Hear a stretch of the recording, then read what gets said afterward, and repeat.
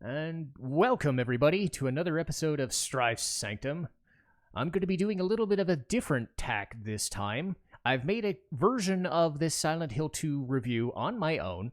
However, I was able to seek an expert opinion on the subject, and I've brought back a guest from last year, and she really wanted to talk about Silent Hill 2. The benefit is, she knows a lot more about it and the franchise than I do. So, once again, welcome back to LeighClipse. How you doing? I'm doing great, thank you. How are you doing? And tell us a little bit about yourself. Well, yeah, I'm a variety streamer on Twitch. I play a little of everything. I have played some survival horror on my channel before. Lately, I've been focusing on other types of games, but that's just because I like to keep everything really laid back and chill while I just hang out with everybody and talk. Keeps everything lighthearted and fun. And most of what I've seen is stuff like Sims and Animal Crossing, Stardew Yeah. Valley. Stardew Valley is a big one. But as you said, there is that horror element because there are a couple of games that I'd heard of that I never really did. The one that we kind of agreed on that we both played, and you were actually shocked that I played once, is today's subject, Silent Hill 2. Um, hmm I just wanted your opinion on Silent Hill as a overall franchise, but then dig deep into Silent Hill 2 as an overall experience. What did it mean to you when you played Silent Hill 2? It was for me, it was like an exercise in just how far can this game actually scare me. I didn't think it could, and then it totally scared the ever living crap out of me. But then again, I also did the dumbass thing of playing it in the dark by myself. um, I don't know. I've told a few people this, but I remember when I first played it, I remember seeing Pyramid Head the first time, and then I had a nightmare, like the day of or day after. And I think that only ever happened again with Catherine. So that should tell you how weird Silent Hill 2 got if I was putting it in Catherine territory. Jeez. Holy. The first time I ever freaking saw Pyramid Head, I gasped out loud and then I jump scared myself because I'm like, who gasped? And you were talking a little bit about Silent Hill and Konami having creative control later on. Expand hmm on that a little bit. Well, when they were basically the way the development team for Silent Hill was born was they had a bunch of employees that were working, Konami had employees that they had that didn't work well with other teams. And they had nothing, they couldn't think of what the hell to do with these people because they worked so badly with others. So they just put them all off to the side by themselves and said, here, make a video game. They let them have complete creative control over what the hell they were doing, and what they produced was the first Silent Hill game, which became immensely popular. Yeah, because that So then was. Oh, sorry. Go ahead. I mean, then the task came to be, like they were told to make a sequel. So they did. And I'll talk a little bit more about that in a minute, but what were you about to say? Oh, well, yeah. Silent Hill 1 came off the heels of Resident Evil, which came first, I'd imagine. Because Resident Evil exploded. Oh And yeah, Resident Evil was freaking huge. because so much that even I played it. And I didn't hmm have the knowledge base of Silent Hill. I knew kind of what it was, but Silent Hill 2 was kind of the first one I played. And it ended up not being the only one, but I always go back to 2 and I think, why has there not been more of this? Or if there has been, what happened? Because I didn't play the first one, but I imagine Silent Hill 2 is just a bigger version of it, a PS2 game. It was like early PS2, so obviously it's going to look a lot different and feel a lot different. What was the first one like? The first one was terrifying. I mean, if you've never played a game like Silent Hill before, when you go through the first Silent Hill, it is absolutely terrifying. It, I mean, you start off in a foggy town, like you walking down this foggy street, and then all of a sudden, when you get to a certain point, as you're walking, it starts getting darker and darker, and you have to pull out a cigarette lighter to be able to even see where you're going. Ew. And then all of a sudden, out of the darkness, excuse me, these little troll-like looking things just jump out and start stabbing the fuck out of you. And then, like, what the hell? What the hell was that? Did I just die? You know, that's the experience. That's in the first 5 minutes of the game. So was it like, because I remember Silent Hill 2, it wasn't really about the fighting so much. It was about the What? atmosphere. Oh god, the atmosphere in number 2 is so wonderful. It's so foggy. You can't see more than an inch in front of you at a time. So it's very possible for things to just come jumping out of the fog at you and you not even be able to see them. Yeah, one of the other things I thought of with Silent Hill, and this was going back to rewatching it or replaying it, was in Resident Evil 1, they had the whole, like, we're just dorks in a mansion, but they were, the Mhm. typical Friday the 13th bunch of dorks, It didn't seem like they were cops or anything, or if they were, they weren't like, you know. But the second game Well, was like Raccoon City PD, right? They were trained individuals fighting Zambos and zombies and lickers and all that actually, junk. it's the total opposite, It is? actually. The people in the first game, the characters, were an elite squad called STARS, Special Okay. Tactics and Rescue Service. See, this is why I brought you on, because I don't know shit. So basically, the team that you are playing as in the first game is STARS Alpha Team. They're they're out in the woods in the first place because their B team, the beta team, went missing while they were investigating some disturbance in the woods that had been reported. Hmm. Well, So, they end up getting attacked by these weird mutant looking dogs and they take shelter in the mansion. Only it turns out the mansion is even worse than being outside with the dogs.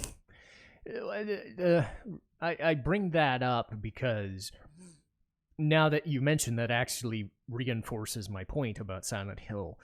Was they were trained people, they were fighting zombies, and they were fighting waves of zombies, or in most cases one or two zombies in a room, but it was always like hectic action mixed with the survival horror elements. When I played Silent Hill 2, I didn't get any of that.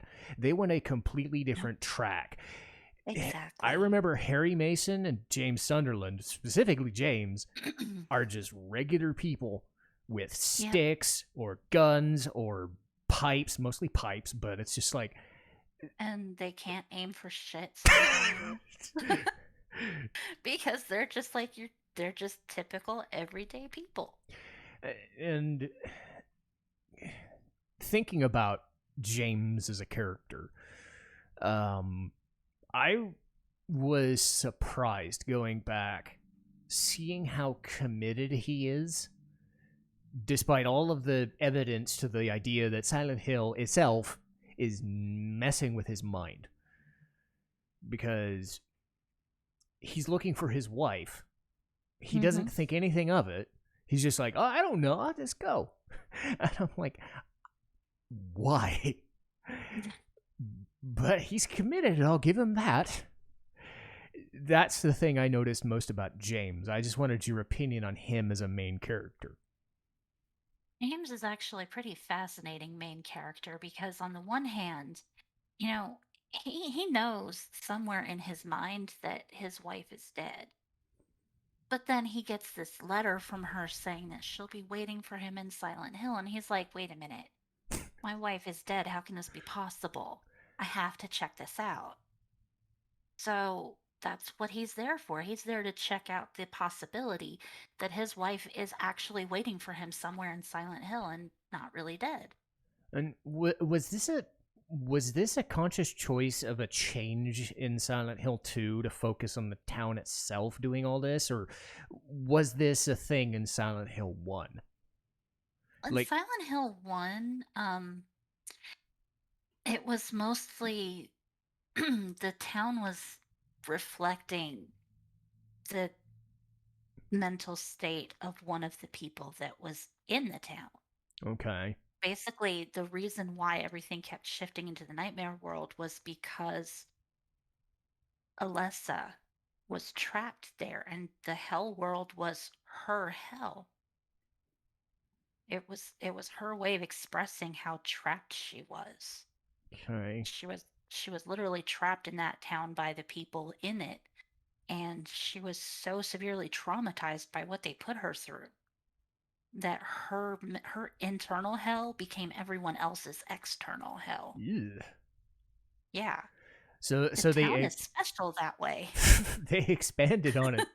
It wasn't just James. It was James. It was Mary. It was Eddie. It was like all And five of the main characters. All of them in felt num different things.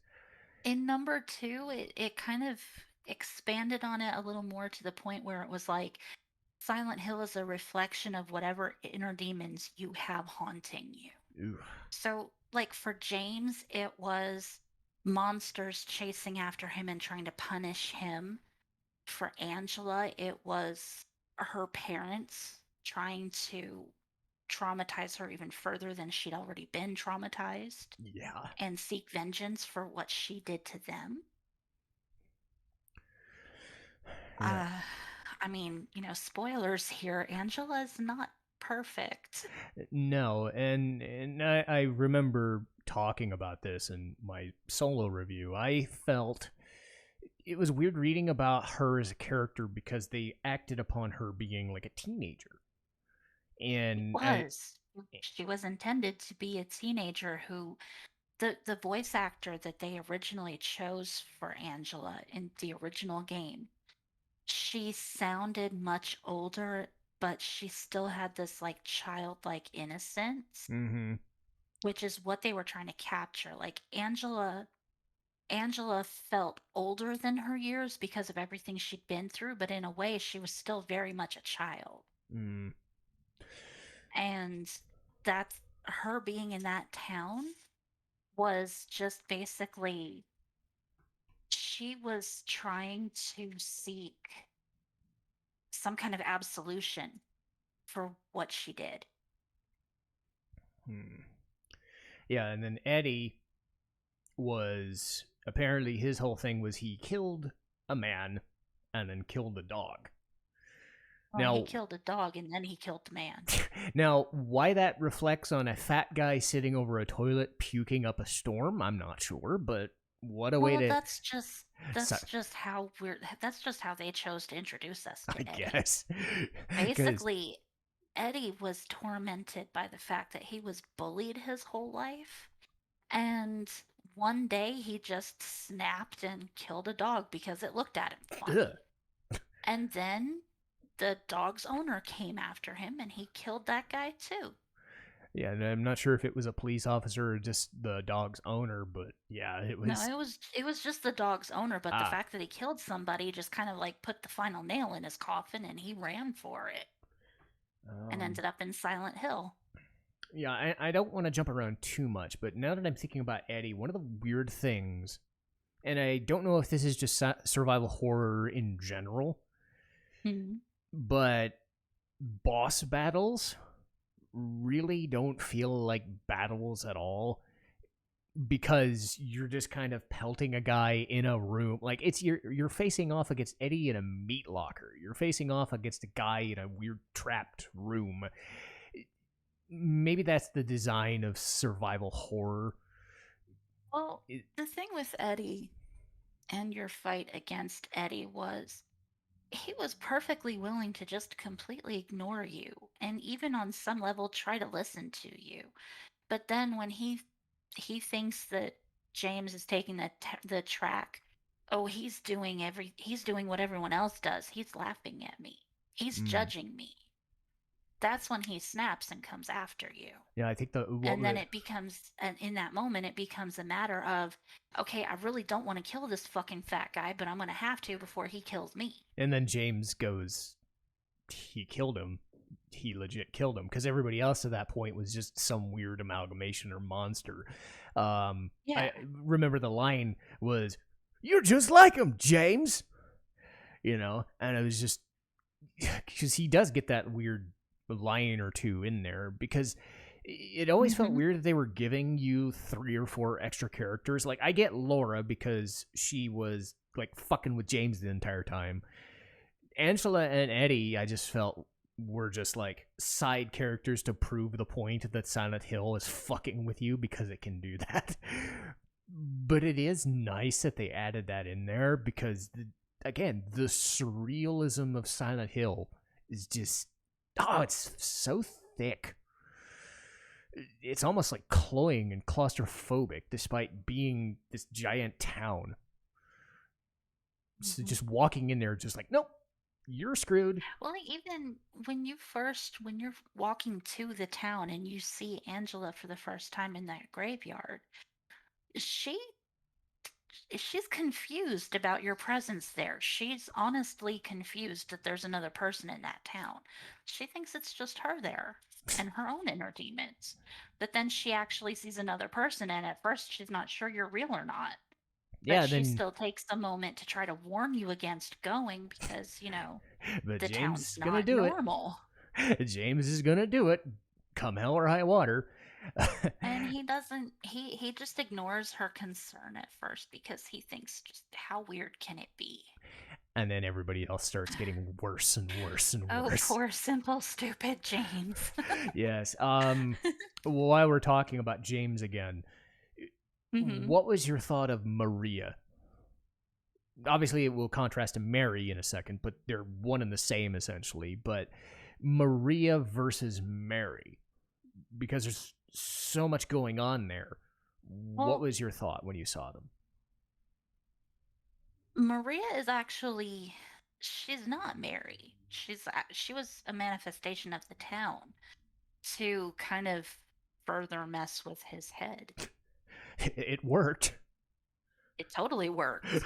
So confused. Every time he ran into her, he would confuse her for Mary, and then suddenly, he sees her.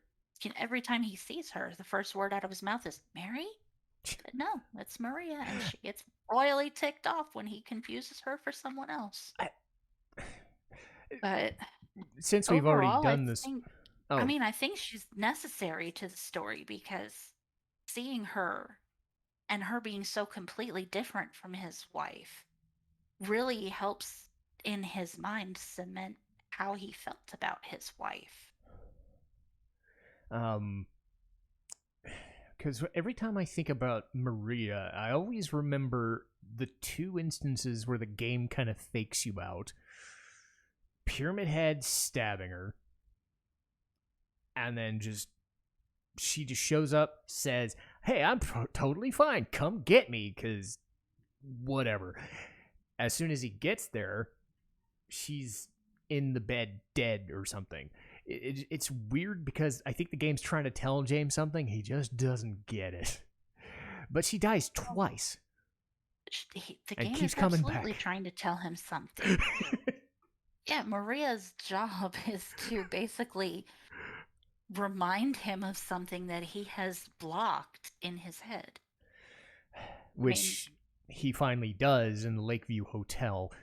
I think for me, that's honestly the strongest scene in the game is the reveal. Yeah. When they reveal what he did. Yeah. And there's actually another part of that sequence because it's not just that one. It's the fact that right before the final boss fight with Mary/Maria, you'll actually get like one of those weird cutscenes that's in a cutscene, but you're actually controlling it. Mary's talking to James the entire time. It's just an entire monologue. And if you wait there long enough, she just keeps talking and talking, and it's a weird, just a weird, creepy moment. That fight can actually go one of several ways depending on other choices you've made during the game. Like, it literally could be Mary you're fighting, or it could be Maria. It Mm, literally could be either one, depending on your choices.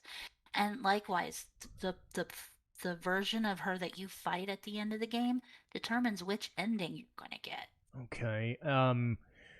Does the boss fight itself change if they're one of two people, or is No, it the the same? boss fight itself, it's the same boss fight, it just manifests a little bit differently. Okay. Because that was one of the things that I thought was odd was the multiple endings, the ambiguous ending. I think some of them are obviously gag endings. I don't recall There, ever getting there's two gag endings. yeah, the dog and the what was it, the alien ship thing. Yeah. I did not see those two. Well, they had a UFO as a joke ending in the first one. There's actually a side quest where like after you've beaten the game, if you do it meeting a couple of conditions, you can get this item for your new game plus called a channeling stone. And if you use that channeling stone in certain places in Silent Hill, you'll see a UFO flying around. And at the end of if you've actually used the channeling stone in all 5 places, the end of the game, you'll get the UFO ending where James gets abducted by aliens. Jeez. And it's so stupid, it's funny. um, as far as the main endings go, I think I can kind of knock out the.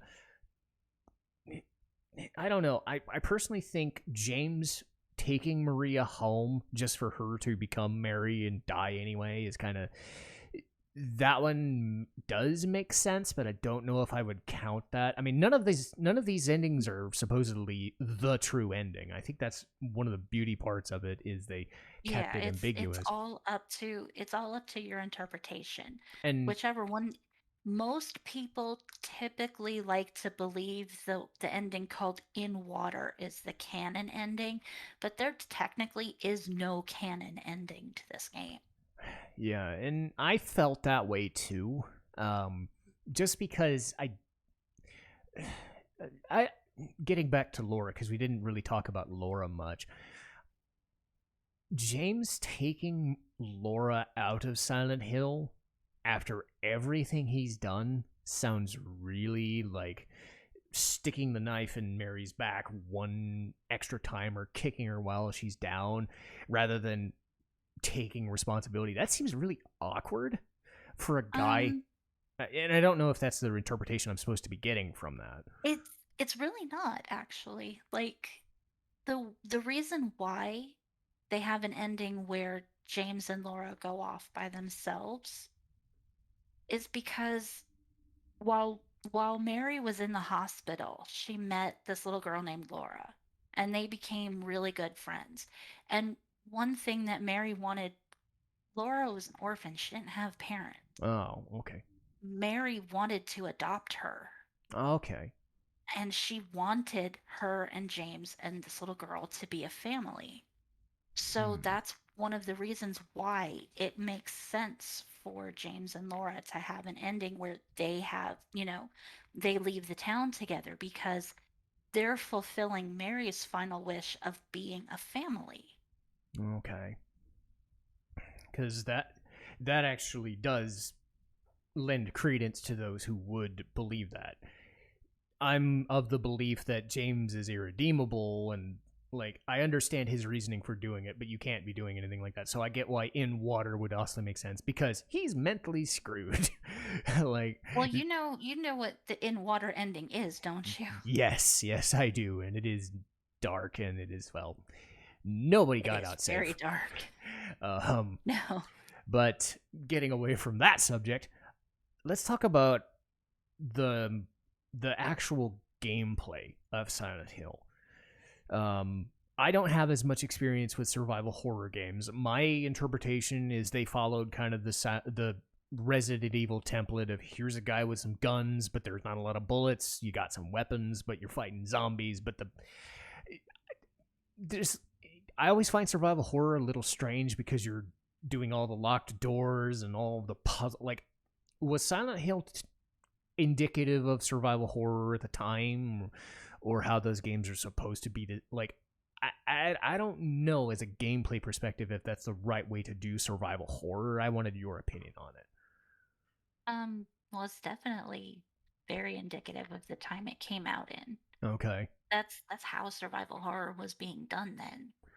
You know, you have this area to explore, you have, blocks to your path, and you have to find a way around that block or through it. And if that means you have to solve a puzzle, then you need the pieces to solve that puzzle. And I suck at puzzles. So I kind of do too.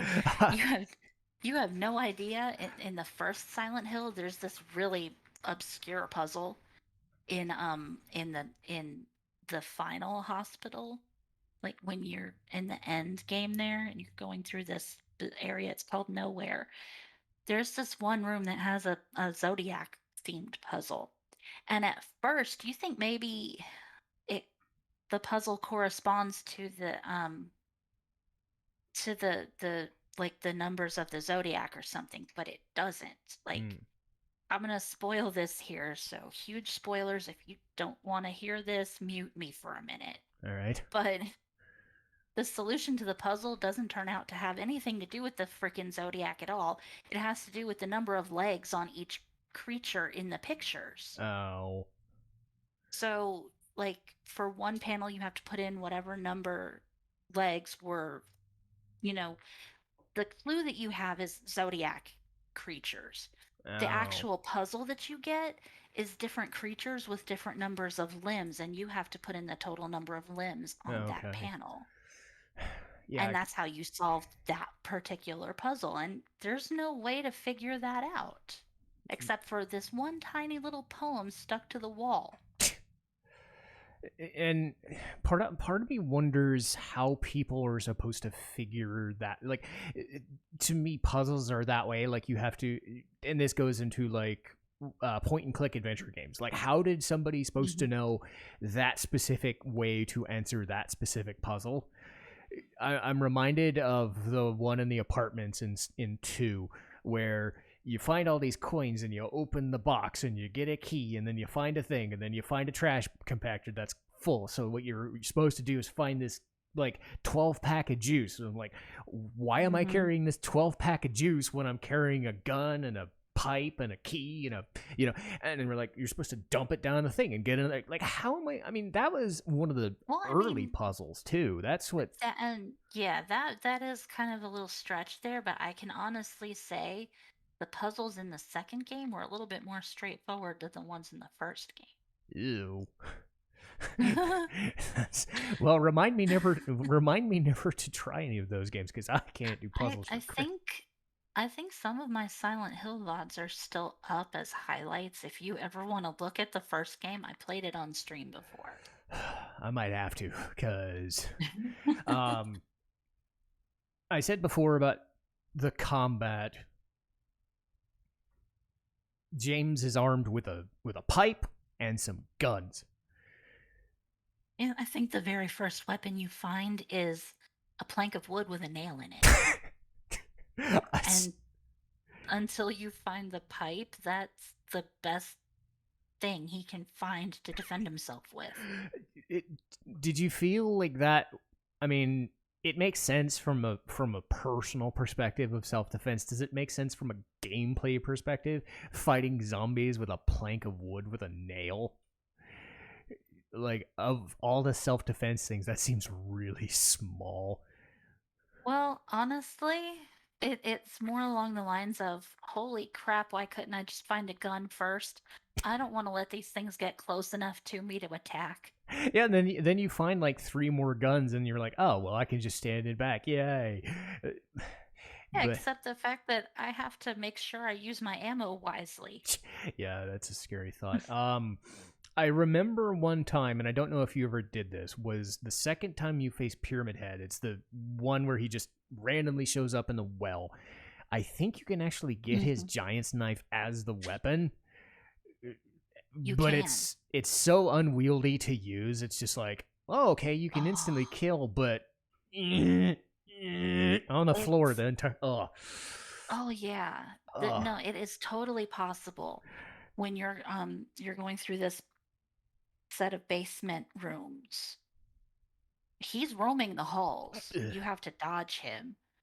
But there is a possibility of you finding a room that has his knife laid out on a table, and you can totally pick it up and take it with you. And you can use it to chop down one of the barriers in your path instead of picking up a pair of wire cutters. So, there is that. Well, But it is a totally unwieldy weapon. It's he can't even lift the damn thing. He drags it on the ground. uh, but speaking of Pyramid Head, I don't know if you've ever done this before. Bad story. I think it was either the first or second time I fought him. The whole idea is you can't get close to him because he'll turn around and just go and just like one or two shot you depending on the difficulty. I shot him enough where the siren came off, and I didn't like wait for the well to go away and the water because that's the sign that he's gone and he's done and whatever. I walked towards him while he's walking away. He turned around and shanked me, and I got killed as he was leaving. I was so pissed at myself. That can't happen, and I hated it. Oh no, I've never made that mistake. Well, good to know that good to know I'm alone. Well, when I heard the at that part the first time I was playing through, I was shooting at him. I was trying to stay out of his way because I didn't want to get hit by that damn knife. I So didn't. when I heard the siren go off and he just stopped attacking me and started walking away, I'm just like, okay, yeah, you walk away. I'm just gonna go hide back here. I should have taken that advice. I've learned ever since. No wonder I have nightmares.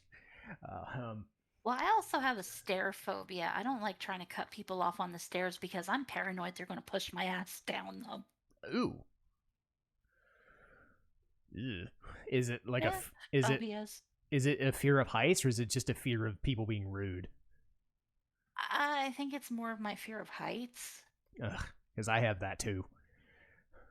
I can't go up to the 16th floor of my building to do laundry and walk around it because I think I'm gonna fall.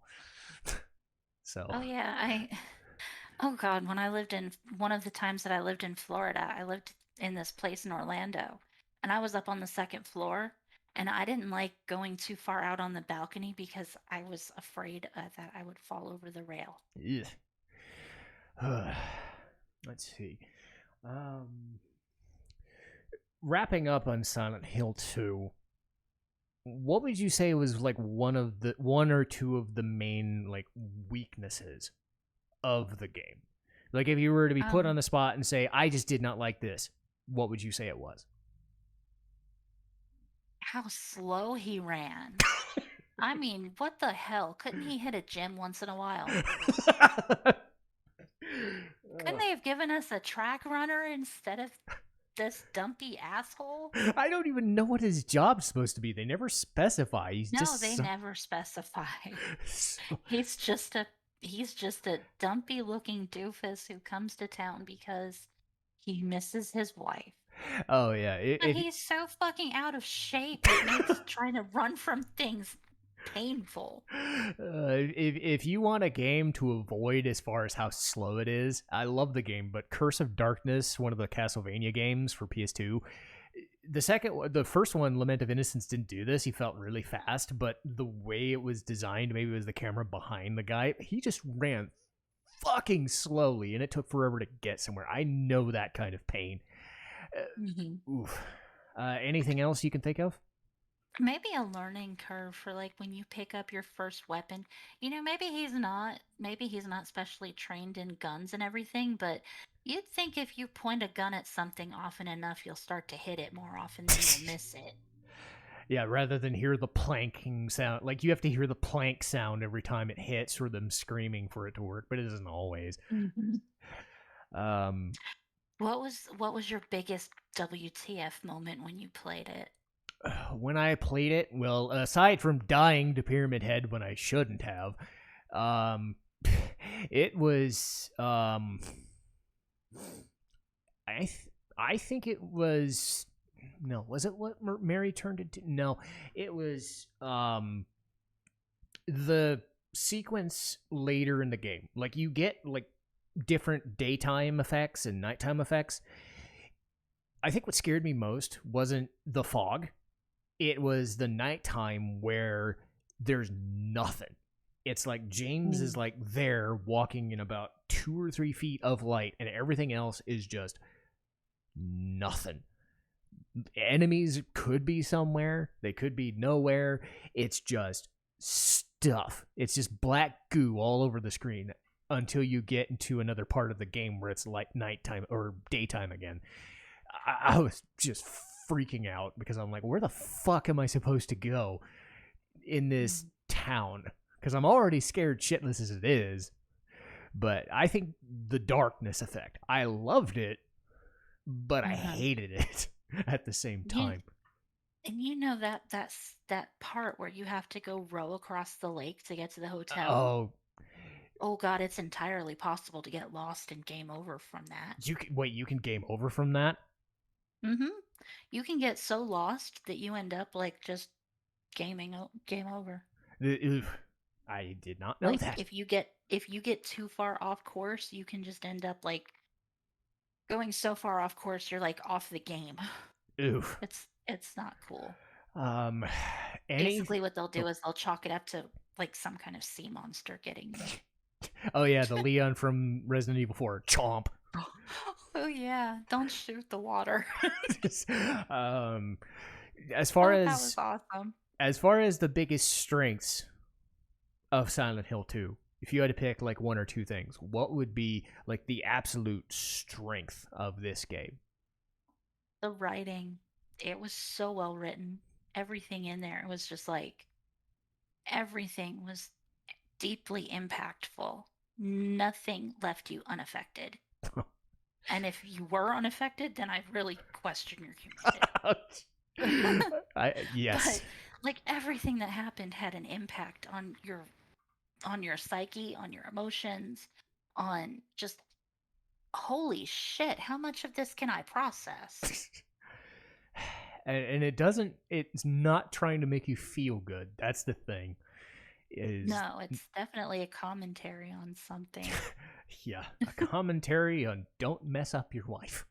Um, yeah, don't be bad to your wife or significant other kids. It'll help you someday. You can avoid Well, mental horror. it's not that he did what he did because he wanted to. She kind of begged him to. Yes, but it's still like that is a gray area. I don't know if you should still do that. I mean, on the one hand, that's why he was so racked with guilt over it. Yeah, This trip to Silent Hill was to help either absolve him of his guilt or convince him that what he did was so unforgivable that he shouldn't live. hence the And water ending. exactly. And hence the ending where he leaves with Laura happy as can be because he's finally let it go. Um, But but it, basically, he's there to not just, he's there to try to learn how to forgive himself because what he did, it was so unthinkable to him. That he felt so much guilt over what he did that he's been torturing himself about it. And partly it was because, yeah, he had this selfish urge to finally just be free of her because she was sick and she was never going to get better. But also, there was also the thing was she was in a lot of pain and he wanted to take that pain away from her. He wanted her to finally be able to rest. hmm, So it's not like what he did was very, very multidimensional. It wasn't just one side of the coin versus the other. yeah. There were a lot of layers to what he did and why he did it. Yeah, and again, that's why you said the writing was so good, is because you can interpret it so many different ways. I interpreted it as he can't be absolved because he did something unforgivable. You're a little more sympathetic to him in the sense that it does make sense, and I still think it's wrong, but I get why he did it.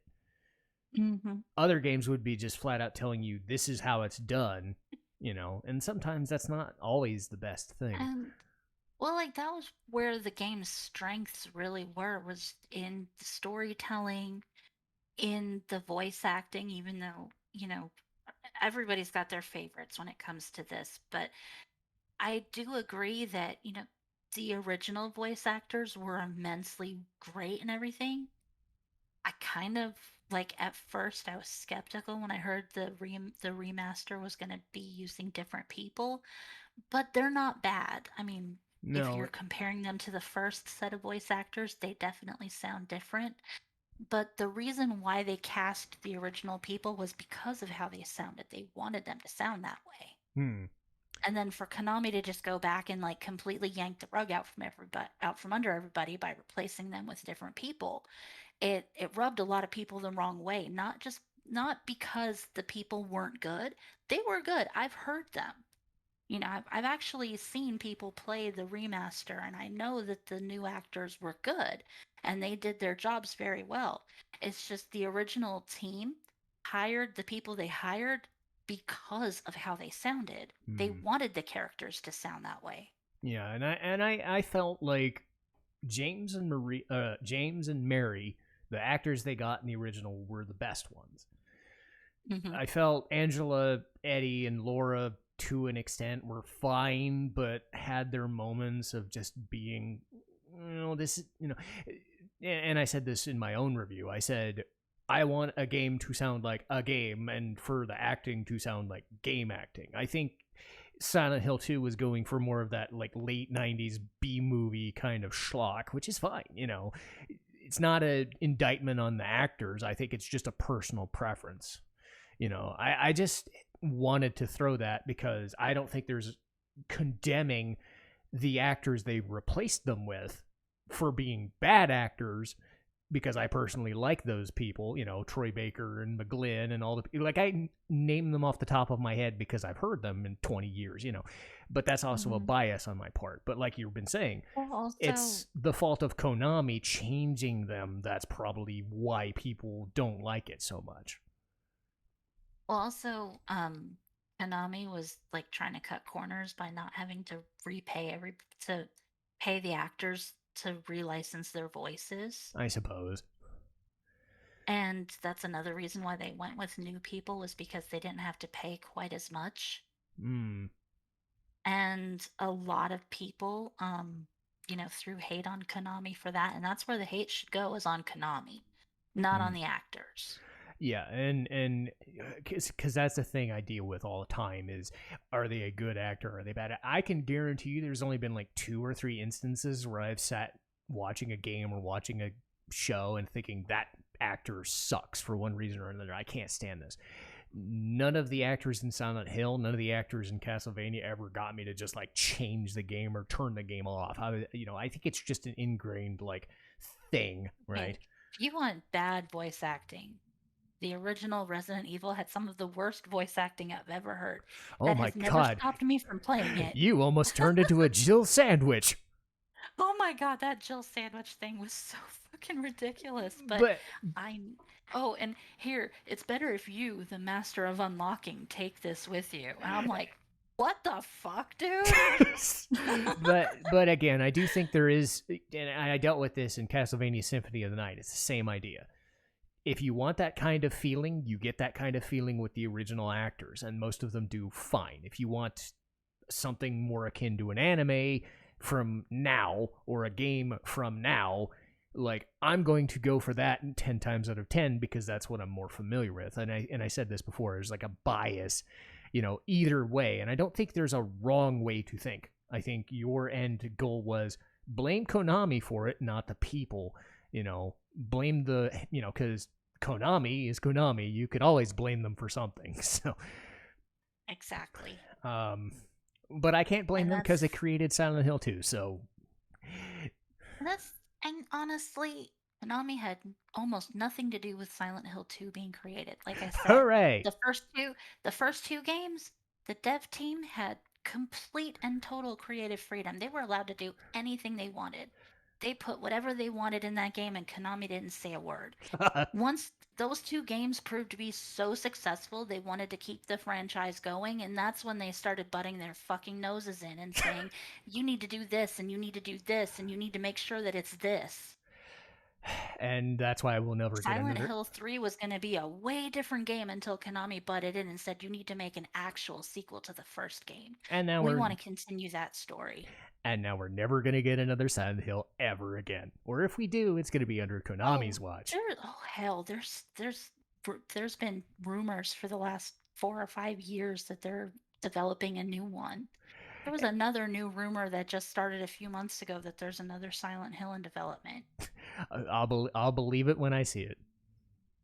All I have to say is I'm kind of glad that we didn't get a Kojima game. Hideo Kojima. Oh god, Silent Hills. It looked like it was gonna be an amazing game if they had allowed him to make it. But in a way, I'm kind of glad they didn't, because he made Death Stranding instead. Yeah, he made Death Stranding, and then he made some other shit, and everybody's convinced Kojima walks on water, and I'm totally not. What a way to end this. I'm sorry, this is my hot take. I know. No, but that's a good way to. Comments are probably gonna roast me, and no, that's great. That's great. I'll have to bring you back for Metal Gear Solid 2. Oh no. So I've never played any of the Metal Gear games. Oh, well, I can. Well, you watched me fail, so that counts. I have, yeah. Anyway, one more final plug. Go ahead, just plug anything you want, and then we'll call it a day. Okay. Like I said, I don't always play survival horror games, but when I do, I stick to the classics like Silent Hill and the original Resident Evil trilogy. Lately, I have been doing different things in The Sims. I've been playing challenge scenarios. The last thing I did was a murder mystery where I literally had to be the last one standing while I literally killed everyone else around me without getting caught. This is The Sims? Awesome. Yes, in The Sims. Okay, I thought we were doing the cow level in Diablo 3 again. No.